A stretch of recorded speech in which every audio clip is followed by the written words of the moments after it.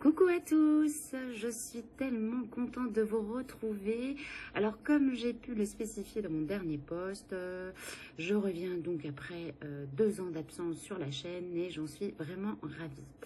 Pour cette occasion, je vais recevoir prochainement un invité que j'ai découvert sur Facebook en 2020, comme je l'ai notifié dans le post.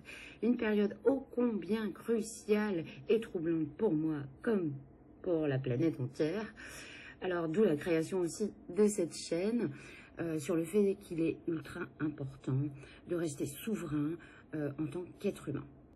Alors, cet invité a été un élément essentiel dans ma foi que je porte en outre. Il m'a conforté dans l'idée de croire en son prochain, comme il est aussi essentiel de croire en soi. Il a fait partie de ces personnes éclairantes, stables et équilibrées qui élèvent dans les moments les plus sombres. Ma foi, ma propre foi, a été ensemencée par toutes ces lumières vibrant l'espoir.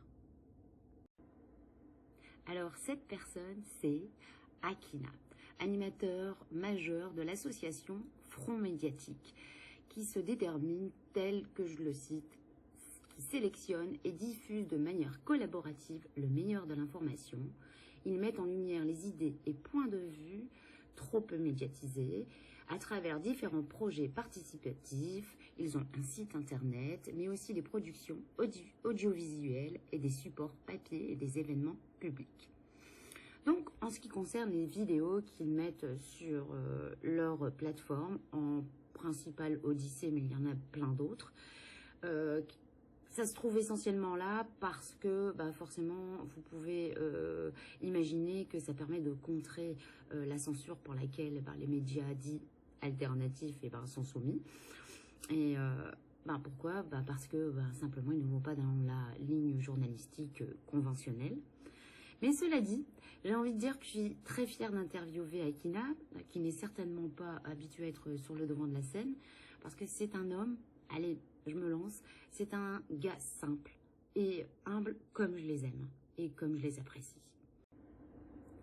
Alors oui, j'ai envie de lui rendre grâce et de lui permettre de s'exprimer sur ce qu'il a porté jusque-là, percevoir ce qu'il habite. Bref, je suis persuadée que nous allons passer un moment profond et agréable et j'espère que ça vous amènera aussi à vous questionner sur l'intérêt de s'écouter et de suivre sa petite voix. En tout cas, j'ai hâte et avant ça, et parce qu'il a un emploi du temps forcément chargé, nous allons enregistrer cet entretien et je la diffuserai aussi vite que possible.